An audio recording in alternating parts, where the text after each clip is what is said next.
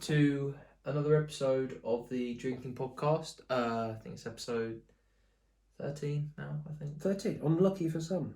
Unlucky for some, true. Today it's a very different one. We're going to talk about something really bad going on in the world right now. We're going to start off how we normally start off, Dad. So what are we going to drink today then? Well, just about all we've got. That's why we drank this last week. I know, just about all we've got is Glenmarnock Speyside. I think we've drank all the... Drank everything. The tequila. Yeah, I think we've drank the fucking lot, really. But we'll have this Serrano next. How about that? we drank the rum. I think we drank the tequila. Yep. We just got Speyside from Aldi left, so anyway. It'll do. And I can't find the shot glasses, so we're using this. Put a bit of that above there. There we go.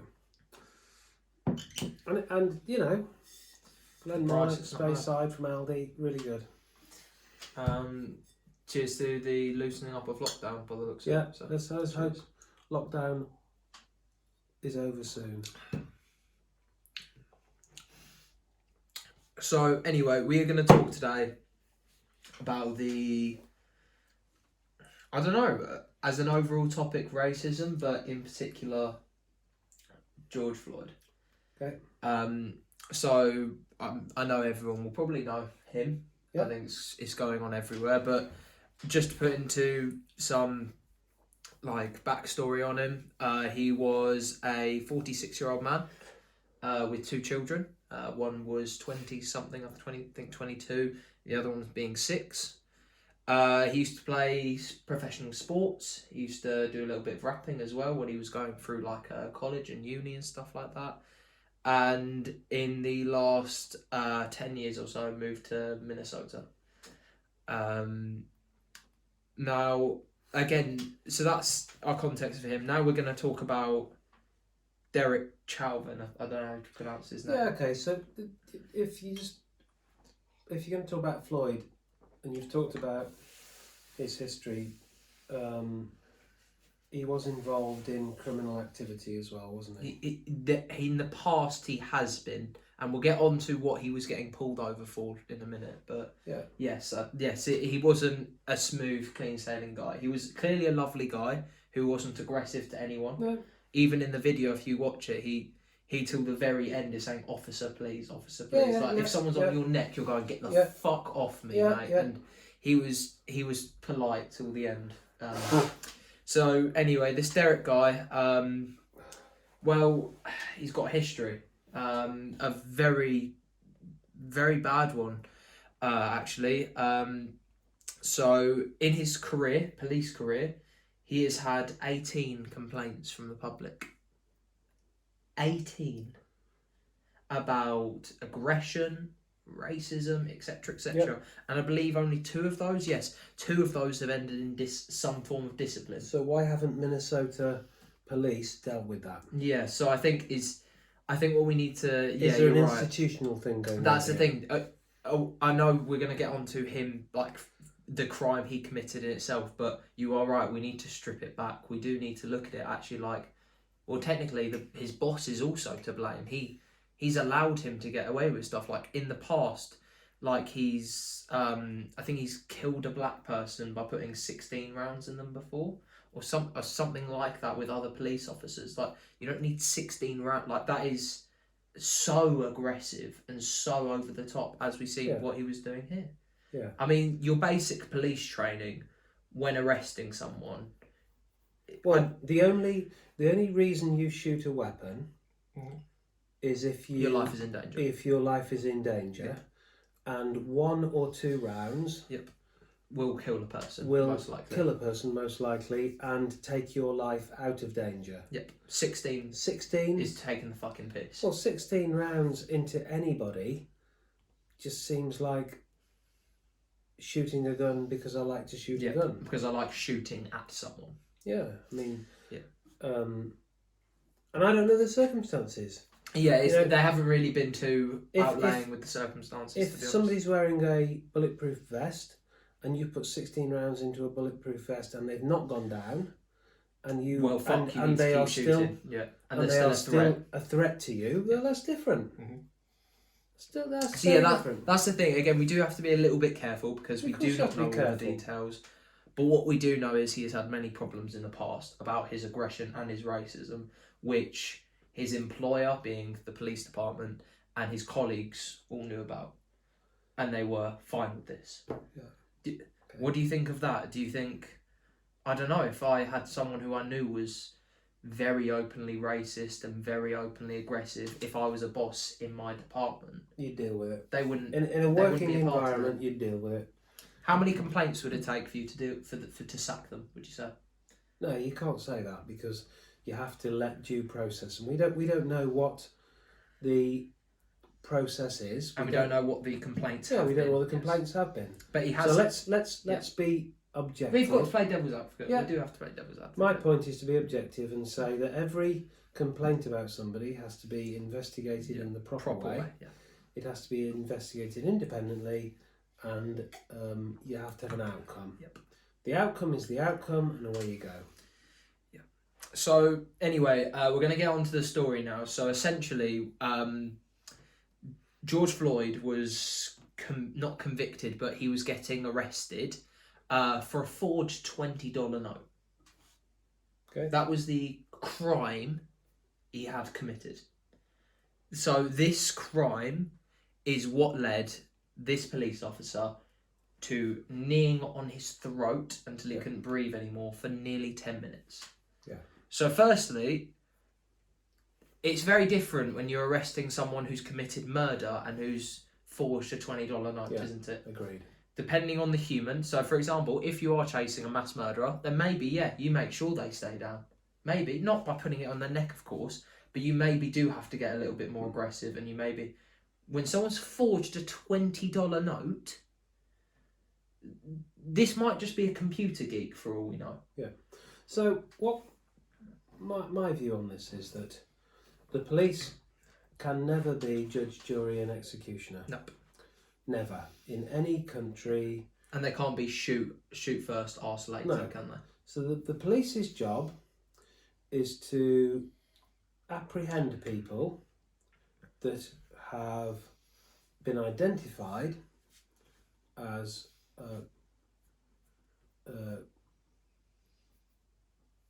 criminal who have done a crime. And that's the police's job, to apprehend them and to present evidence, information to, well, in England it's the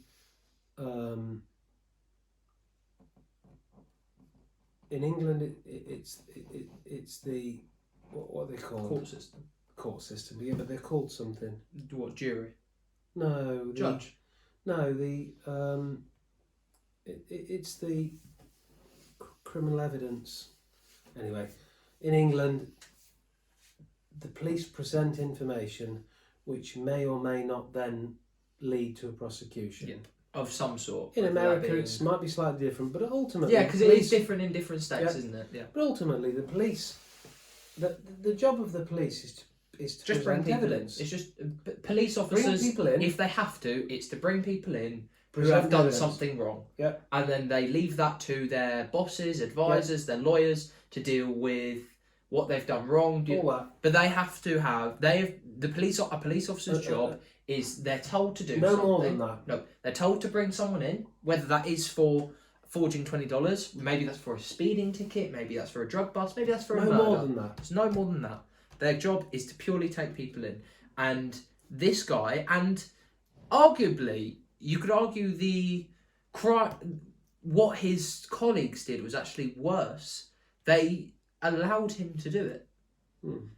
Now, maybe I'm being difficult here, but if I'm out in public with one of my mates and one of them is beating someone to death, let's say we've got into a fight, I will tell them to stop. I'll be like, you were killing this man. And you would think a police officer, because I think there was 4 police officers included overall in this. Would say stop. Yeah, you would think say stop, but no, they kind of watch. They just tell the public to move back a bit, don't get any closer. It's like... Yeah. And they know that. They will know this guy is a racist and an aggressive twat as well. Like, they will know that about him. Yeah. yet they're allowing him to do what he did to George Floyd, which is standing on crushing his windpipe, essentially, right there. Yeah. And yeah, I think basically people in America, and to be fair, all over the world, have basically said enough is enough. Which I agree with. It's one case too many now, isn't it? Yeah, and don't worry, I know there's no excuse for racism and there's no like amount of racism, but there is a case of enough is enough. Yeah. And it is enough. And this proved enough is enough. However, there has been the aftermath of riots, protests, not shootings, but like flying flares and guns off in public. So what do we do then? That the question is, what do we do? Because the thing is, like, there are ways you can protest. You can do what some footballers have done over the weekend. So Jadon Sancho, underneath his top, had a justice for George. The point I'm making, Jack, is that what does America do? What about the racism in it? No, what does Capitol Hill do? What does Washington do? Listen, people aren't born racist, are they? They're not. No. They're not. Everybody's born the same. Everyone's born with the same outlook on the world. They have no idea what's going on, and everyone is born the same. Everyone's born into that. So clearly, a person becomes racist because of family, because of backgrounds, because of influences, etc., etc. So most likely, if I have a racist father, I will most likely be racist. There's a higher chance of me being racist than not racist. That's just the way it works. And again, I'm not sure about that. But it's stuff like that, isn't it? That. It's your influences. It's your it's your friends around you. It's the area you live in, the parents you have. That's the real reason. I think you could have a racist parent and become very not racist. Yeah, of course. It's like there was a story about the alcoholic, and he had two sons. One became an alcoholic, and one became a very successful businessman. And when they were asked, why are you where you are now? They were like, oh, my dad was an alcoholic. It's about what you do with your circumstances around you. Yes. And yeah, I think before we get on to that, we do need to talk about these protests and riots, because some of them have got a little bit out of hand, maybe is the word to use. Yeah. Because I've seen shops, local businesses, things like that being turned upside down. So in my heart, in my mind, nothing aggressive is ever acceptable. Yep. So setting fire to police cars, rioting outside of policemen's houses, setting fire to shops is unacceptable, completely unacceptable. It isn't right. It will never be right. Violence can never, ever, ever sort violence out. No, because it would just lead to more violence. Yes, it's completely unacceptable. Violence, So that accepted, you then have to find a way of protesting peacefully. And I think for me, like what some have done, there have been some to be fair. So Martin Luther King got this sorted in 1962, 1963. Martin Luther King understood that protesting needed to be peaceful. Yep. And he encouraged peaceful protests. Yep. As did the Indian guy. What was his name? Gandhi. Yep. Peaceful protests. We protest. It's peaceful. We change the world. And it becomes a better place. And it becomes a better place because we don't set things on fire. We don't kill other humans. Kill other people. We don't assume that just because we are protesting we can kill people. Yep. And that for me is what it's all about, really. I think something I do want to address is so the police officer is of course been put under protective custody, but there have been images and videos, I won't put any of them up on screen or anything because some people might find them distressing, of probably 50 to 100 police officers in helmets, with shields, with batons. They're not harming anyone, but they're like surrounding his house, blocking a few hundred people, possibly thousand. Okay. And they're all going up to these officers. They're like, "You're protecting a fucking murderer," and stuff like that. And they, don't get me wrong, that police officer who's done that has basically meant his colleagues have now not got to do their job anymore, because their job is no longer bringing in people who have done bad things. It's protecting this twat who's done a bad thing. Yeah. However, for this guy, what people need to do is we do just need to let the judge or the jury or whatever decide what they're going to do. We, like the public, like we were saying earlier, the police officer can't be judge, jury and executioner. Neither can we. We can't make up our mind on someone and be like, they need to die for that. No. Or they need to go for life. And like, don't get me wrong, this guy has committed a murder. Yeah. To a black man through most likely racist terms. So he deserves to go to jail for life. But that is not my right. That is not your right. That's not our neighbour's right. That's not people's in America's rights. To go up to his home and essentially, to hurt him, basically. Why else are these people outside his house, do you think? What are the reason? I have no idea. To be fair, we don't know if this guy was a racist, do we? This guy... He was definitely aggressive. This guy was aggressive. Overly aggressive. Towards criminals. We don't know, because if you think about all those complaints that he's had against him... Yeah.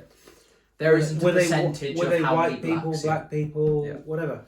I think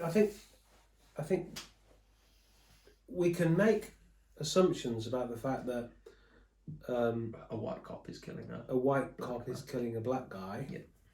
But he might just be a very, very, very aggressive twat who wants to hurt people. Who wants to hurt everybody. Yeah. And play devil's advocate, he could also be a massive fucking racist. We don't know. To play devil's advocate, yes. Of course he could be. Yeah. We don't know the guy personally. So again, we've seen the 18. It could be both of those. Yeah. It could be both of those. Which, to be fair, most likely is, but we don't know. But we don't know. We don't know. So, he could be... He could have his knee on his windpipe because he believes he's a criminal, and therefore needs to be dealt with. He could have his knee on his windpipe because he's a racist, and he's a black guy. Yep, and he just wants to. And he just thinks, and he's in the heat of the moment, is kind of being really aggressive towards him because he's black. Would he have arrested a white guy in the same way? You never we know. don't know. No, we don't know. We don't know. We don't know. We don't know his police record. We're trying to present the facts and figures. Facts and figures, and the open view. It's been very weird because a lot of celebrities have come out and not talked about it per se, but kind of like put an aspect on life. So like John Boyega, John Jones, Jamie Foxx, Israeli Adesanya, and it's tough because they're not making different points, but it's kind of like, so one's like, it's not like we need to kill anyone, we just need to bring the Black Panthers, is that what they were called? Okay. It was like a black group who protected black people in like the 60s and 70s. They're in Panthers. Forrest Gump. Is it Black Panthers? I think it probably could be. Yeah. So one of them Malcolm X was a Malcolm X was something to do with the Black Panthers, wasn't they? I'm not sure. I don't know. But yeah, one of them was calling for that. The other was basically like, I think John Jones, there's footage of him, who's a UFC fighter. There's footage of him basically going up to these fans with like flares, maybe not flares, but like tins of like spray and stuff like that, and was like, can we just fucking put this down? Like, this isn't going to help anything. And I think protests are always, as long as they're peaceful, protests are always the way to get a message across. Like, they just are. Like, if you've got enough people saying the right things, there'll be a more likely change. But riots don't.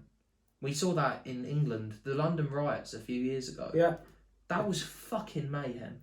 Yeah. Like, how long ago was that? About a decade ago now? 2012 was the Olympics, wasn't it? Yeah, and it was 2010? Yeah, it was a little bit before that. And let's be honest, that didn't actually do much. It just meant loads 10 of years ago. exactly loads of local business. All that saw though was local businesses collapse for a short period of time. Big businesses get fucked up, and this is what some of the riots are doing. And I know there's a massive problem of racism in America, but rioting little shops isn't going to help it. Protests are. The right protests will send the right messages to your Donald Trumps in America, your people like that who are in power, who can try and do something about it. So this guy has been given... It's weird, in America they have like a different murder system to us. They have like degrees of it or stages of it. Yeah. And they've been given our equivalent of manslaughter. Okay. Firstly, what do you think of him getting manslaughter? Okay. It's a difficult thing to have an opinion on, but I can't see that it would be anything other than manslaughter, because the tough thing he didn't wake up that morning and think, I'm going to arrest a criminal and kill them. Well, no, because murder is planning it. So it's like he didn't wake up that morning. You would like to hope at least he didn't wake up that morning. It was like, George Floyd, I am going to kill him. No. Of course he didn't. So, and I guess... And it wasn't... But the problem is... The problem we have is... I know you've got to say technically he accidentally killed him, but he didn't. He knew what he was doing. The guy was telling him, you're killing me, basically. The guy was saying, I can't breathe, you're this and that. And he continued to do it. So I think to that extent, I know a good lawyer could maybe argue he wasn't trying to kill him. But let's be honest, you don't do that. No, I agree. Unless you are going to kill him. Yeah, agreed. What do you think about the other three guys then that were there? Because at the moment they haven't got any thing on them. They haven't got like any. I think they're getting investigated, but at the moment the other three guys should have stepped in. I would have stepped in. Yep. Immediately. I mean, it was obvious that the guy was under severe stress. His neck was being crushed. There's no way that a human being, colleague, whatever you call it, would not step in and Fucking stop. physically Chuck him off. free George guy Floyd. being, absolutely. I Totally agree. You the guy's asking, he's pleading for his mum. Yeah. You get in there and you just go, or bang, or even out the way. even if you don't do that, because we were talking about the violence thing, but you even just be like, all right, he gets it. Let's just take him in now. You know what I mean? Yeah. Like, you're what these guys know. They're working with an aggressive twat. All right, they know that. They know he's an aggressive fucker. Yeah. Whether that is to black people, white people, Mexicans, it doesn't matter. He is an aggressive person, and if you see him doing that, okay, maybe a part of you is like, he does it before, it's fine. But also a part of you, after a certain amount of time, has surely been in your head like, he gets the fucking point. Yeah. Stop. He gets it. Let's just get him now. Let's just take him in. You've done your job. Yeah. We've arrested him. Might be a little bit aggressive, but we've got the guy in. Yeah. And he's going to come in one piece. So, I think the family of George Floyd is basically saying they want prosecution against them as well. What do you think on that then? Do you think they should? I don't know what the responsibility of a police officer is in the USA. Protect and serve. Is that okay? It's difficult. I don't know. I honestly... Because again, technically, I'm sure none of them woke up that morning and was like, I want to watch my colleague kill a black hill. No. Like... No, I don't know what their responsibility is in all of this. So you have to be really careful. It's really important to understand what people's mindset is and what they actually are trying to do. And what adrenaline does to some people. Yeah. I think one thing we need to finally talk about then is... It's going to sound weird, but it's what Will Smith said. And it's not that there's more or less racism in the world. It's that more people are filming it. Okay. And personally, even if there was a police officer, even if it was police involved, Yeah. I wouldn't be filming this guy getting his neck crushed by a police officer. I'd be trying to help that guy personally. Yeah. Maybe I'll end up getting tasered. Maybe I'll end up getting hit. But that's not what matters. In my opinion, there were too many people watching it and filming it that personally, if I was there, I wouldn't be filming it.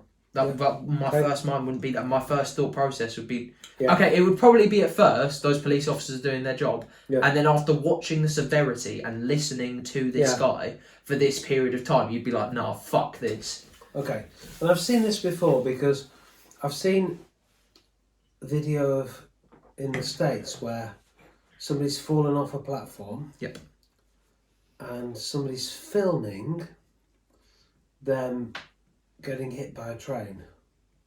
Instead of trying to help. And it's bonkers. Yep. What is the culture here? The culture is... Because that's another thing we've got to take into question, isn't it? Yeah. The culture is, if somebody's in trouble, I help them. Yep. If something's on fire, I help put it out. If somebody's in trouble, I help save them. If somebody...